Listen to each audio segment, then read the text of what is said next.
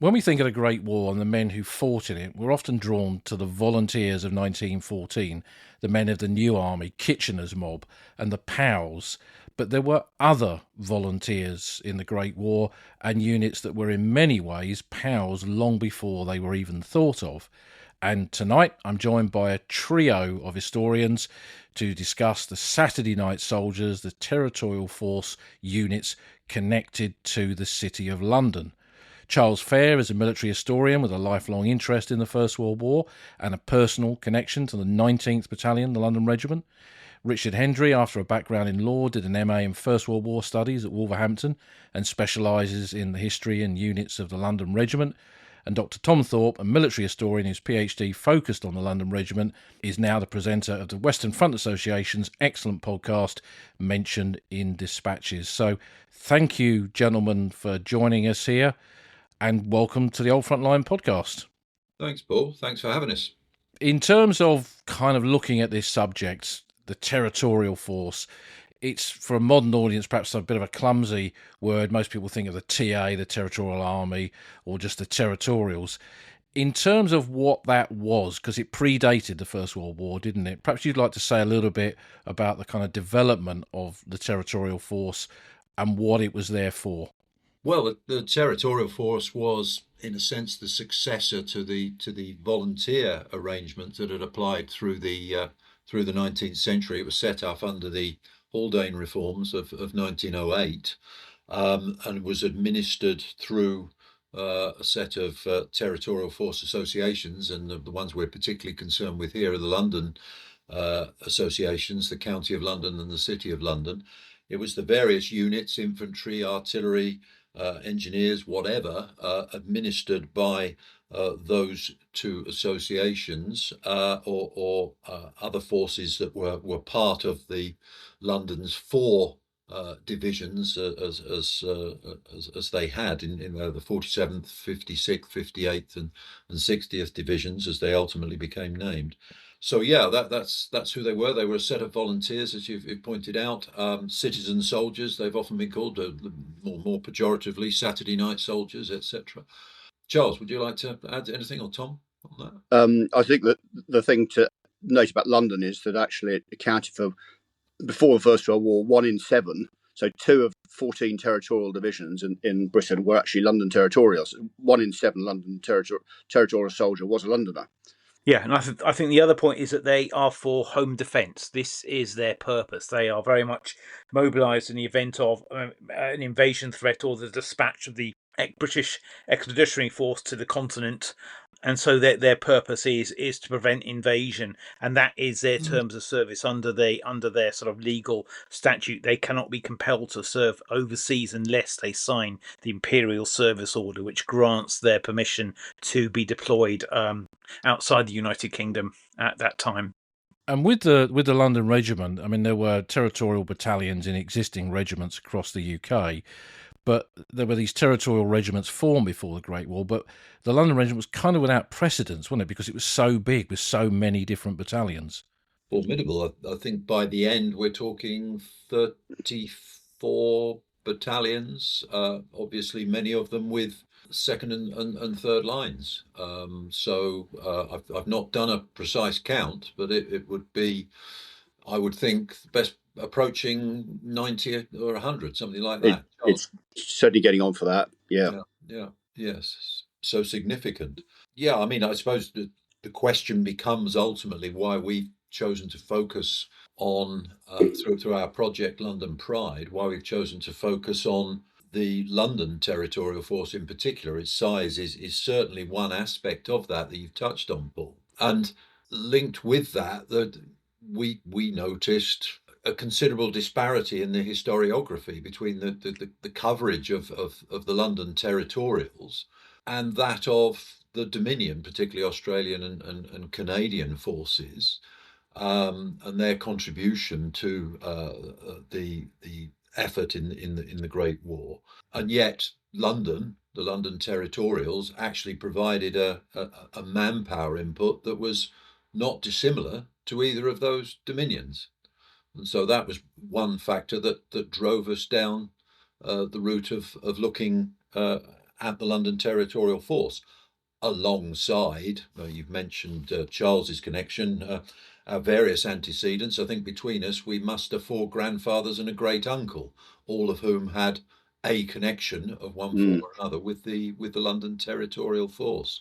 But yeah, another point I'd add actually is that London didn't have new army formations in the same way that some other regions of the country did. So you can't point to a new army division and say that was a London division. So the new army battalions that were raised appear all over the place. You'll find them in the 40th Division, 41st Division, the 18th Division, the 12th Division, depending on which cap badge those new army units are with, if they were Surreys or the Royal West Kents or the Essex regiments, that drew from London's population or Middlesex, they end up all over the place. So you can't say to a particular new army formation that it was full of Londoners. So London divisions in that sense are unique and they're unmatched. So if you asked, the man on the Clapham omnibus, who are the representatives of London in the Great War, they'd almost certainly say a territorial. They wouldn't necessarily think of an East Surrey New Army battalion, for example, because the London Scottish and those well-known battalions are so,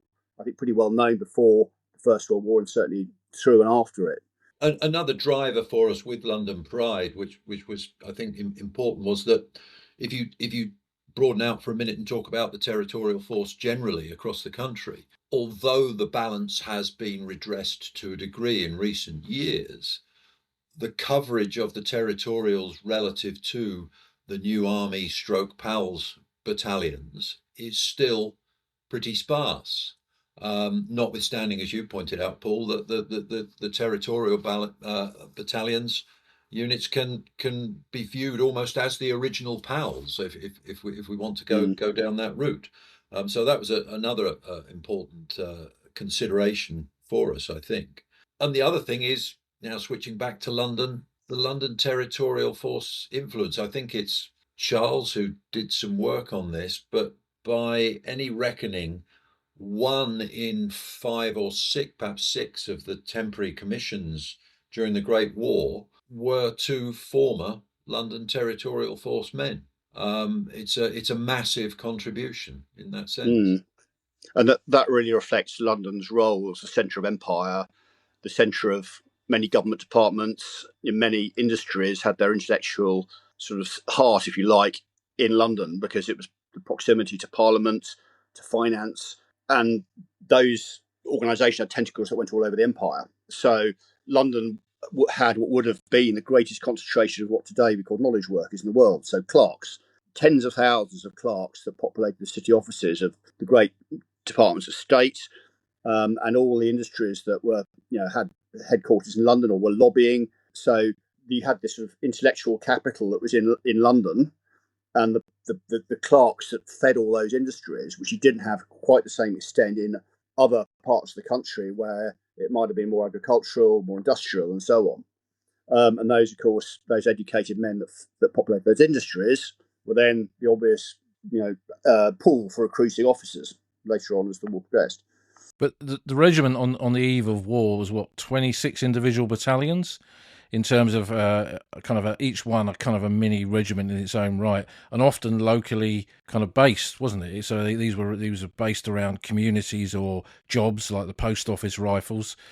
So that kind of immediately made it stand out as an unusual formation. And do you think that kind of gave it a greater kind of presence in the mind of people within London because of the existence of all these different units? I think so. I think if you look at some of the press coverage before the First World War, you can often see that they're involved in sporting activities. The London Scottish go on marches up into the Highlands, and they are very much an active part of life. People see them walking down the streets. They may find them a bit of a joke, but they are. In terms of the unit, so it's 14 battalions. 26 battalions. That's probably the strength of our modern current day army in terms of operational units. And plus, you've got to think there's artillery units, there's Royal Army Medical Corps units, Army Service Corps units, electrical engineer units, and so there's a much greater diversity beyond just the infantry, which obviously I think all three of us have got connections with various infantry battalions, but you've got to see the London Regiment, as a mass as well with those technical arms as well. So it's a phenomenal organisation. Yeah, I mean, it leads to a sort of ultimate confusion in people's minds between regiment and battalions. Of course, the fact that the identities are so strong that they actually have individual cap badges. But I mean, more for like the first four battalions had the common one with the Fusiliers badge, but basically they each had individual cap badges to proclaim their identity, their neighbourhood, their traditions to a degree, whether they were class corps or otherwise. And they drew from across the social diversity of the city. If you think about some of the Royal Fusilier units, Richard's referred to the first to fourth. You've got the fourth Londons. They are in Hoxton. They draw their recruits from probably the bottom of the social pile. Where you compare it with the second Londons, they have quotes the respectable working classes. Units like my grandfather's unit, the Kensingtons, they draw men from working and middle class backgrounds, and then you've got elite units like the London Scottish, the Queen's Westminster Rifles, the Civil Service Rifles, the Artists. They're all very, very posh clubs, and they draw their men from the white collar professionals, mainly public school educated. So it's got a tremendous diversity in ethnicity, in social groups, as well as occupations. And I think some people are surprised to discover that in some of these battalions, the kind of elite ones, you actually had to pay to join. You certainly did. If you joined, yes, you joined London Scottish, you had to pay a guinea to register, and then it was a guinea membership per year. And you had to be of Scottish descent, or at least prove you could be of Scottish descent. I've got one account by a guy called T.H. Holmes who gets wounded from the Kensingtons, and he's in some unit, and there's an NCO who puts on a fake Scottish accent even in 1918 to prove he's Scottish. People do go to tremendous lengths to do this. That's got in comparison with the London Irish, where Patrick McGill, the novelist, he famously wrote that he thought he himself and the CA were the only two proper Irishmen in the battalion. It is amazing, and the London Rifle Brigade and the London Scottish have great rivalry, and they compete to march in the fastest time from London to Brighton, and this is seen as a great sort of conflict, and all the units play each other at sport, and often the London Scottish and a lot of the elite, more associate elite units are much better at sport because they're physically bigger, and often a lot of them have done this at public school. And they often have the time to do that in their own sort of private times. And their drill halls have these amazing facilities, where they can practice some sports. So again, the London Regiment's a big part of people's social life, as well as the military life of the city. Another factor perhaps is worth mentioning is that although obviously we're primarily focused on a geographical, a metropolitan entity of London in one way or another, however we define that, the occupational side was a great pull. There are tales of guys who work. There's a guy who worked in the tax office, the Inland Revenue or whatever it was called at the time, Revenue Commissioner in Liverpool, who made it his business to travel to London to enlist in the Civil Service Rifles. So the occupational pull is there as well, very strongly. And you often find that men who came back from the Empire and abroad, they would come into London to join up a class battalion or join the Inter-Corps to the Artists Rifles because they wanted to get a commission. So you'll find the British community in Argentina, provided dozens of men who joined the London Territorials. And I found a chap who came from Fiji and he ended up in the 21st Londons taking a commission, which is probably the furthest. But he was one of the administrators out in Fiji, and so there's tentacles that London had all over the empire. They were then reflected in who joined.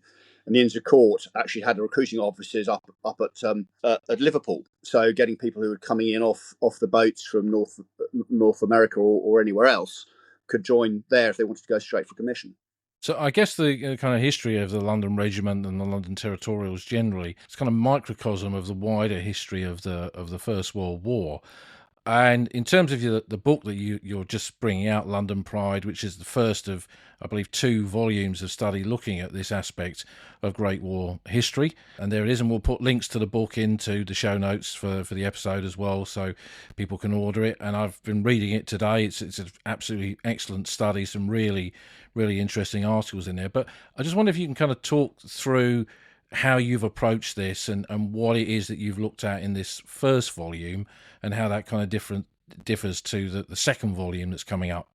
Well, the first, if I start at the rear end there, the volume 2 will focus on the operational, in particular, the learning curve, so called, how the Territorials approach that, or the London Territorials approach that, etc.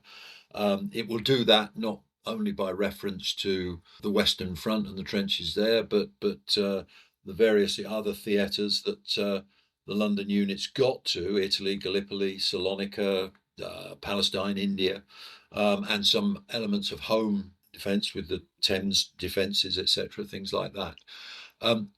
Coming back to volume 1, I suppose in a broad chronological way, that's about inception, establishment, following on from the passage of the 1908 Act and the Haldane reforms, the establishment and operation of the Territorial Force associations, the City and County of London. It's looking at the demographics, the routing of the units in London's complex, indeed in many respects unique social and economic fabric. It's looking, as I think Charles has said a couple of times, at London's status as the centre of the empire, finance and power. And indeed, there is the very first chapter, and it is not military at all, really. It's Edwardian London. It's looking and trying to capture the flavour of Edwardian London before we move on. So that's the broad flow of the volumes, in reverse order as I've presented them there. Ultimately, it produces what we hope and believe to be an edited collection of essays. You're talking overall about some 46 chapters, I think, in 10 sections that constitute some kind of case study of the London Territorial Force's evolution from 1908 through to 1921, when it was disbanded and reconstituted under the Territorial Army and Militia Act of that year. So it's, if you like, an expanded First World War from that point of view. I suppose the way I position it is that the first chapter is really, volume is really about context. There's this sort of dichotomy between war and society, and you can't really separate the two. And actually, when you look at operational performance and factors like morale and cohesion and how troops perform, actually you need to look at where they come from. What were the bonds that made them, stick out pretty awful conditions in the trenches, for example. So we've really tried to set the context in the first volume, which includes a few case studies of people like Patrick McGill is one, Alexander Patterson, the prisoner reformer, is another one. So men like them, what was the impact on them as an individual? And that all helps to set the scene really for volume 2, which is about how they performed in the heat of battle, ultimately. And then volume 2 wraps up with a section of chapters looking at the legacy. So the lifelong legacies of having served on these men. We worked it through. The books follow on from a conference that we ran in June 2024 with the help and support of the WFA at Handel Street Drill Hall, which was 1913. I think that came into operation when the construction was completed. It was the home for the first London Royal Fusiliers, and I think the first London Field Artillery Brigade as well. Correct. And that conference, you can actually see the venue often on the BBC in the thing that comes up between programmes when they're just coming. You see the inside of that drill hall. But we had about 100 attendees there for that. We did, I think, 20 contributor presentations through the day, plus a keynote address by Gary Sheffield, and that helped to kind of fashion, shape things, help people refine things in terms of responses they got on the day. And so that's how the London Pride project has come together, is a conference and the 2 volumes. The title kind of leapt at us, I think, fairly easily. It comes in one respect from the quote of Philip Gibbs about the 47th Division at Loos in September 1915, when he said they were there to fight for the glory of the old town. They would show the stuff of London Pride. But it also happens to chime quite well with it is the common name of the saxifrage hardy flower, which I think grew up actually in a lot of World War II bomb sites in London and became to be almost an unofficial symbol of London's resilience, and also grows quite profusely, I think, in the London Cemetery at High Wood around the headstones there. So that's where we are with London Pride. And bringing people together from a lot of different backgrounds to write a book with multiple contributors, I guess, must have its own challenges. Yes, it did. It did. It did. But It does. Having said that, I think for many contributors, it's much less daunting to write a chapter of about 10,000 words than it is to do a big volume. And there's certainly no way, even if the three of us had just been the only writers, there's no way we could have produced anything like the comprehensiveness and reach that we've actually got. So it would have taken, we've all spent a lot of time in the last 20, 30, 40 years researching this stuff. It would have needed several more lifetimes to do what we're going to have in these two volumes. So it's got a lot of stuff out in a fairly short space of time that we would never have been able to do. And I suppose the headache is more being the editing and the herding sheep, herding cats, perhaps, is a better analogy of it. And editing, as you know, presents its own pleasures. That's the nature of the process, though. I mean, we're extremely grateful to everybody that's chipped in, so to speak. As Charles said, we'd have got nowhere on our own, or been a lot. So I mean, it's taken a fair while in any event. I mean, Tom and Charles, I think, first hatched this idea back round about the centenary in 2014, something like that. Yeah. Even before that, you may remember. It didn't. Yes, Charles Messenger for the London branch was one of the people that we talked to, and he died a few years ago now. And yeah, so it's been in back of the mind maybe for plus of 20 years, I would have said. And I remember us, Charles, going to a meeting of the Territorial Force study group many years ago, which brought together quite a lot of people interested in this subject. Yes, yeah, and some of our contributors here. So it's sort of what it's morphed into, I suppose. I think, I mean, it's got rolling probably in the last 4 or 5 years. That's when it's got seriously rolling, isn't it? Yeah. And Rich's, should we say, Rich's motivational techniques have been instrumental in keeping us on the straight and narrow. Exactly. So yes, so that's been it's been really helpful having somebody pushing us along. Otherwise, we probably would have not got as far as we have. So it's been an interesting process, and I think we're really pleased with it, and it hopefully will do a lot of fill a lot of gaps in people's knowledge. Because it's a resource book as well as a historical book. It lists all the drill halls, it lists, a lot of the units and that sort of stuff. So, a lot of that, I know it's difficult, but that sort of information is really, really useful to have. Because there isn't a single volume history of the London Regiment because of its complexities. Mm-hmm. So putting that kind of information is in one volume. And I noticed it had some very good maps in it as well, which is always very, very welcome to kind of piece together these kind of things. I guess that's all part of the challenge in telling this story. It is, yes. I mean, there's a huge diversity of sources, and a lot that haven't really been tapped by historians. And some of the local studies archives around London, for example, have got some very good material that's not really been looked at. But actually, if you look at those, you're researching somebody from a particular unit, there's lots of maps and photographs and things like that that are always worth exploring. The London Metropolitan Archives, another one. The City Archives, you'll see quite a few of them referenced in various chapters that people have used, and some new sources that haven't really been used a lot elsewhere. You'll see. So hopefully it will give anyone who's researching a unit or an ancestor they've got some pointers in where to go and where to start. In fact, we have a chapter by Chris Baker at the very end which actually talks about research and where to go, which hopefully will help steer people in the right direction.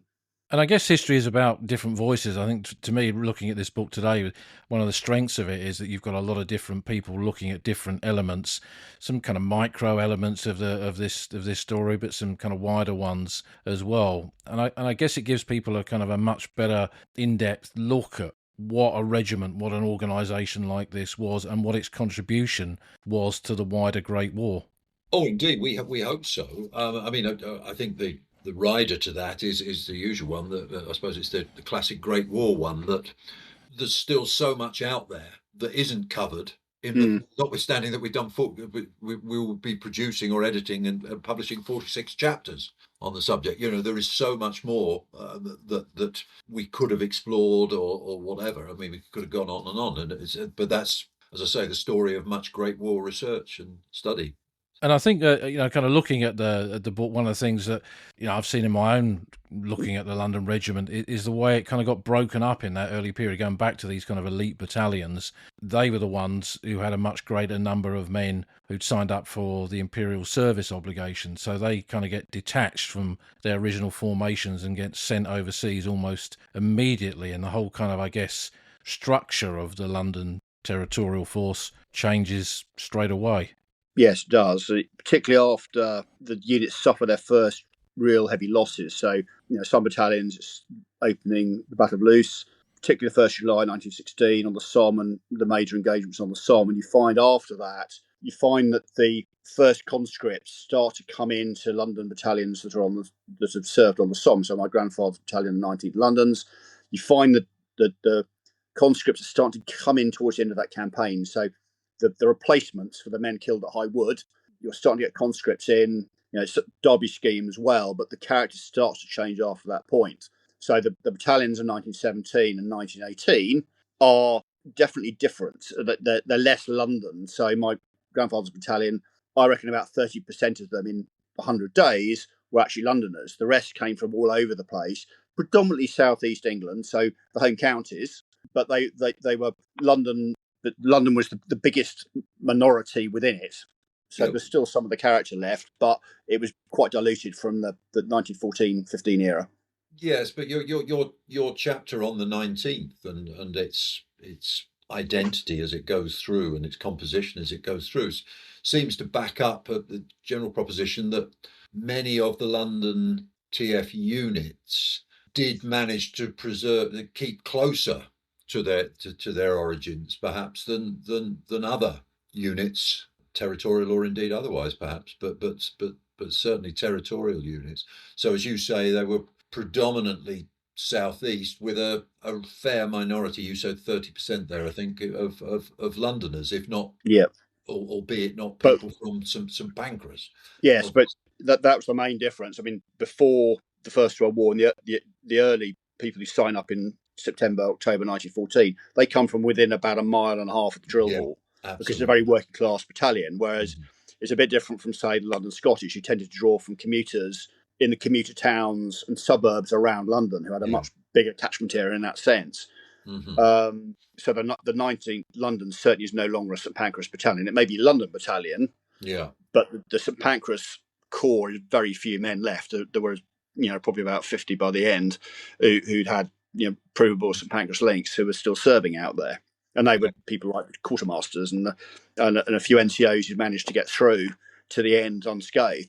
No, I was just thinking, and certainly my experience in the Kensingtons is that it was probably about 60% or more or so. I mean, from my soldiers died analysis, and around 7% of the unit were just joined up in 1914. So actually, a surprising number of people actually do survive. Yeah, I agree. A lot of them are in, senior NCO posts, etc. And there is churn, but as people go through the trenches, they survive longer, up to 500 days. I make an average of people service ending in 1918, which is very counterintuitive. People think, officers die in 6 weeks and it's all tragic, but really they last 10 months in 1918. Now, still a lot get killed and wounded. Don't get me wrong. This is not to suggest it's a safe job. It's not, but it's a lot different than people think in those senses. Yeah. Bill Mitchinson, if I recall, talking about the 47th Division, he said around the time Barter, the commanding officer of 47th Division, was degummed post High Wood, he said at that time the 47th Division was still composed predominantly of Londoners. Now, I'm taking that to, I suppose if I take that literally, it means that the decimated numbers left immediately after High Wood and before any replacements came in, they might well be predominantly Londoners. But if he's expanding it to include the drafts that came in after that and the Boute de Wallencourt to actually fit in, I think you're right, Rich. we have a lot of problems called, or in the 56th Division, of cross posting. So, 2nd Londons get sent to the 13th Londons, and this causes outrage. Even though they're Londoners, they don't have that regimental tradition. So it's that sort of mixing up, especially in the class corps units. They get some people from the 7th Middlesex, and they're not LRB because they're not middle class, public school boys. And so, yes, you're right. I mean, so being London, but then again, I find London is not a motivational factor in sense of identity. People don't have they're not fighting for London, certainly from my evidence, which is counterintuitive to the Gibbs quote earlier. So, so again, it's still so much to unravel. And that moving around of guys within the London Regiment, after 100 years might seem obvious to replace casualties, but it created all kinds of problems when regiments were formed under specific, often quite rigid traditions. So you mentioned the LRB, it's a rifle regiment. They would have called a bayonet a sword. And suddenly, some Irk from the shiny 7th turns up with very bright buttons for a start, and doesn't know the difference. He thinks a sword is what an officer carries, not an ordinary soldier. I guess these kind of little tiny details of service would have mattered. Yes, I mean, the divisions were there. I think Maud, the historian of the 47th, probably went over the top when he tried to maintain that there was a great level of homogeneity in the division until the very end of the war. I think that's just sort of blowing a trumpet that really isn't there to be blown, to be honest. It may be that the ethos of the various battalions within the division to a degree remained, and therefore perhaps that can be transposed to the whole or extrapolated to the whole of the 47th Division. But that's just a case of perhaps officers at the top helping to maintain that culture and ethos, rather than actually the composition of the manpower itself being homogenous anymore. I think you're right, Rich. I think there is something about that. Certainly, in certain units, you get an idea that the way we do things is this way, and so new men come in and they're acculturated to those procedures, those traditions, those way of doing things, and that gets passed through groups. And I think it's a very odd process. It's very sort of unstudied, but it's a sociological way, and I think there is that sort of sense of this is the way we strip a Lewis gun, or this is the way we conduct a raid, and it's very difficult to put your finger on it. But yeah, I think that sort of sense of leadership, shared approach is passed down through units, and some units are certainly better than others at doing this. And whether that maintains throughout the period is difficult to know, really. But it's certainly something I'm seeing, that there are certain units which seem to have this sort of tradition. Certainly from what people say. Now, it's something I can't really prove. It's an idea, but it seems to make sense in that way, that you do it the way you were taught how to do it. Well, it seems to be a fairly strong message or tale that's come back, that ethos culture hung on in quite a few units. And of course, to the extent it was down to the officers, I mean, it's a basic point, but I suppose we should mention it, many of those officers were regulars. They weren't terriers themselves. They were regulars, and yet they had chosen, despite perhaps some original disdain for the regular army for the Territorials, although even that can be a little bit overblown, I think. But certainly as the war went on, those regulars that got close to the Territorials realised the value of trying to inculcate and transmit that culture and ethos and practices, etc. I mean, sometimes you had regular officers coming in who didn't quite get the territorial ethos and the discipline, and they had a regular army view of discipline that the Territorials didn't share. And I think there probably were cases when perhaps a rather overbearing regular commanding officer came in, and he was probably taken aside at some point by, if it was possible to have the conversation, and it wasn't always, but a territorial second in command who generally the second in command would have been TA, would have said, sir, you might want to approach it like this if the relationship was good enough. And there certainly were cases when the regular COs weren't popular for that reason. They just didn't quite get it, and they were trying to impose standards of discipline that didn't work with the territorial ethos. Sure, although you can flip that on its head, because if we talk about the sort of early experiences of the TF units going over to the Western Front in particular, one of the first things that had to happen in many cases, obviously, was that they 47th, I think, was the first London division over, and the second TF division, only beaten by shorthead by the 46th.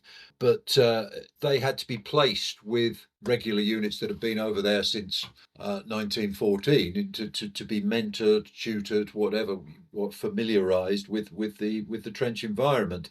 And to the extent that those regular mentors balked at the Territorials, it tended to be at their officers rather than at their men. They were very concerned. I think it's the second division that a lot of the 47th units were placed with. Were concerned about the officers with insufficient supervision of working parties, limited curiosity about their men's conduct, performance of duties, etc., and a habit of bypassing NCOs and going straight to the troops. And I think one observation passed on not just the Civil Service Rifles, but also the 17th, the Poplars, the 18th London Irish, and the 20th Blackheath battalions was the officers sit around and wait for a job to be done. That was at that point there was it was too loose as far as the regulars were concerned. Whatever the territorial officers were later able to persuade the regulars to accept, it certainly wasn't acceptable in those early days in early 1915. And do you think that kind of reflected the class and backgrounds that they came from? Because I guess the officers would have been the managerial class in peacetime, expecting the workers beneath them to get jobs done. They're there to kind of oversee them, but not necessarily perhaps to give direct orders to them. And they carried that into a culture within these territorial battalions that possibly set them apart from regulars. I think that's distinctly possible. Yes. Yeah. Yes, I think that's right. So they needed a bit of stiffening up to start with, but it went pretty well, and there's some very positive about the troops. I mean, this was the Shiny Seventh's own history, but they were apparently, according to their own report, commended. Their men were commended for their early veteran-like behaviour, and the Guards apparently had nothing but praise for the Post Office Rifles men. So the troops themselves, for perhaps they had some quirks and some unusual aspects to them, but they seem to have generated respect fairly quickly. And as the war went on, I mean, they became very much kind of at the tip of the spear of some of the biggest and most important battles on the Western Front, and indeed other theatres of war as well. Absolutely. And gained very impressive reputations. I mean, I think Paddy Griffith has the 47th and possibly the 56th divisions as arguably amongst the elite formations of the British Army by the end. One can debate that and how one assesses it, etc. But clearly they were up there, and they were up there because they were being called upon to be used in some, as you say, as spearheads in some tricky situations. And certainly that is reflected by a German document that comes around in January 18, where it ranks all these various units, and the 47th, 56th are in the top assault division or whatever classification they give. So, again, as Rich says, how do you assess this? We could be here all night trying to do it. But in terms of people's opinions, they do come up pretty effective, and same with the 60th division as well. Well, I am a passionate advocate, as you can gather already, on this for the 47th Division. And I mean, they also got themselves into a sort of didactic account that the General Staff issued in early 1918 called The Story of a Great Fight, based around not just theirs, but I think 56th and forget the other division that was there, but 3 divisions at Ball on Wood facing the German counterattack. And it was issued not because it was a ripping good read, although it was, but actually to try and explain, this is how you defend, guys. This was done the right way. So yeah, they in defence as well as attack, they serve well. Yeah, 60th Division's another one. It's not so well known because it didn't spend much time on the Western Front, but actually it had, in the space of 2.5 months in 1916, it was doing lots of trench raiding in Vimy Ridge. It carried out 17 trench raids in the space of 9 months, which is a very, very high rate. And it was asked to go to Macedonia. Well, Bullfin, I think, had a good reputation, and it was asked to go to Macedonia. And then from there, Allenby requests Bullfin and the 60th Division to then go to Palestine. So the 60th Division leads on the capture of Jerusalem in December 1917. 3 Victoria Crosses are awarded in the Palestine campaign to that division. But it's not one that really has featured on the radar, simply because it's not a Western Front division. And that was the kind of genesis of British Army desert warfare doctrine, really, wasn't it? The fight in Palestine and the units like the 60th Division that fought there kind of paved the way, I guess, for knowledge that might be applied a generation later. Yes, it was. I mean, think the skills you need navigating across an empty desert at night takes a lot of skill, and they were learning some of that in Macedonia in a pretty safe environment. Where in Macedonia, some of those recce patrols were 5 miles out, 5 miles back, and they would do 3 battalion strong minor operations at night. They were sort of somewhat bigger than the raid, but involving elements of 3 battalions coordinated with artillery to attack a village in the Hodza Valley, a Bulgarian outpost. So those kind of skills they learned in a fairly safe environment in Macedonia. They then took over to Palestine. So the 60th Division is then instrumental in the 2 raids across the Jordan in 1917, 1918. And some of the troops go all the way up to Damascus and up the coast of the Lebanon, up until the armistice, and then after. And those troops some of them don't get back to the UK until about February 1920. So in terms of the work that you've done for this book that's coming out, you're aware, of course, of your own research, but with the material that was submitted, was there anything that surprised you, anything you think kind of really does shine a new light on the history of this aspect of the First World War? You can say all of it if you want. Yeah, I think yes. Apart from our chapters, which were indeed brilliant, I think one of the chapters I found very interesting was John Davies' one on the RFC, the Royal Flying Corps, and its connections with the London Regiment. I think that was really quite interesting. How many people join the London Regiment and then go off and become pilots or whatever, and so that was really quite interesting in that, and how many of these young boys want to join the 20 Minuters Club. Obviously a Blackadder reference there, and so that was very interesting. I think the other one, I think the looking at the recruitment, looking at the social origins, and the whole sort of structuring of the London Regiment into sort of various social categories. Obviously, Paul, you led a lot of that work yourself. Was fascinating. And I think that really gives us a pretty strong methodology to move forward, and take forward a look at the social change in units as they go through the war, because nobody's actually ever done that in any detail. No.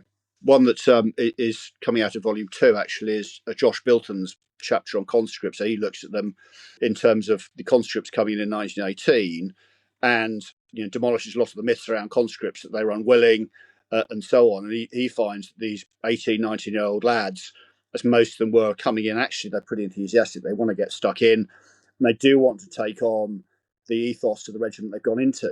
And they're, of course, as 18, 19-year-olds, they're being led by junior NCOs who, by and large, about 24, 25 on average.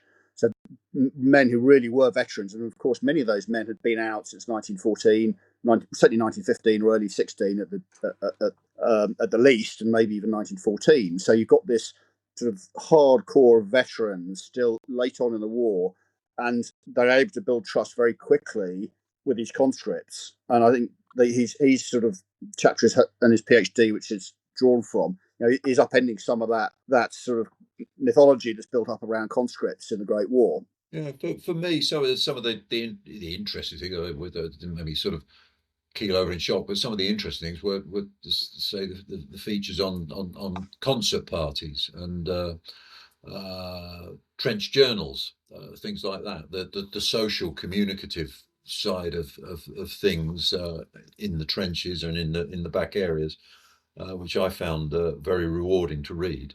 That was excellent. So those are aspects that perhaps don't normally get much treatment. So it's good to have them on board. Of course, the other challenge that the TF had to overcome, and including obviously the London TF, was the whole problem of equipment. It makes it almost more remarkable. They sort of went from it's not just about on enlistment at home, sort of no uniforms and marching up and down holding broom handles or whatever, and it's not that stuff. It carries on into the fighting in a fairly fundamental way. The War Office wasn't particularly keen on supplying short Lee Enfields when they became available to the TF. So the London Scottish, for example, who went out in September 14, I think, originally, and who fought with some credit at Messines White Sheet in the back end of October 1914, actually were working still with long Lee Enfields that happened to, or supposedly, are being converted to fire the short Lee Enfield ammo, but not effectively. And they only found that out actually when they got to the point of actually firing in anger for the first time on the Ypres salient as I say, at the end of October 1914. And a similar problem occurred, I think, for a couple of the Fusilier battalions, to the point they ended up certainly borrowing from regulars who were wounded or whatever their short Lee Enfields, and allegedly stealing on some occasions from the regulars if they could actually work it that way. But so rifles was one thing that pervaded into the actual war itself, and the other thing was artillery. Certainly, the 47th Division was still working with effectively Boer War artillery into early 1915. Well, I suppose they only went over in early 1915, but the problem hadn't been resolved while they were still at home. Let's put it that way. They carried it into the battlefield, into Festubert and whatever their first baptism of fire. It was also a problem for the second line battalions that were raised from late 1940 onwards. So there weren't enough rifles to go round. They only had, initially, it was a mix of long Lee Enfields and the Japanese Ascari rifle. I'm not sure that's quite the right pronunciation, but it's certainly similar. So the Japanese rifle was being used. So you find these battalions, the stock of rifles they have are being swapped out, or they even got two types at once. So training for that and getting a range time in when you got it was disrupted. And then you get a new rifle, you've then got to retrain on it. So they had that before the 60th Division, in this case, before they went out to France. They eventually get the SMLE only a few weeks before they get out to France in June 1916. So they have to then retrain and go down the range again and get the range practice in. So it was disruptive. I mean, it's clear this first volume is going to tell us a lot about the history of the London Territorials, and the next volume will take that story further into the battles, not just on the Western Front, I guess, but to other theatres of war as well. So we've got that to look forward to next. Mm-hmm. We hope summer this year. We hope we're marching forward purposefully with the work on Volume 2. A lot of it was sort of in hand, I suppose, once as we were sort of working up to the publication of Volume 1. So we're a little bit further ahead, and of course we know a little bit more about the editing process with our publishers, Helion. So we've got reasonable hopes of mid-2026 for Volume 2, and we're looking forward to that. It poses slight problems in terms of how you do a book launch when you've got 2 volumes like this, but I don't know whether you can do one properly, because it's sort of, unless you do one for each volume, of course, but we'll address that in due course. Well, I'm sure people are going to find this first volume fascinating for the amount of detail in it, and quite a lot of human stories in there as well, which is really interesting to see. So, I mean, thank you all, gentlemen, for joining me. Thank you, Charles, Richard, and Tom. I wish you well with the book. We'll put details of it onto the podcast website and also the show notes for this episode, and hopefully have one or all of you back again another day to chat about this subject further. Thank you very much for having us, Paul. Cheers. My pleasure. Thanks, Bye. guys. Thanks. Cheers.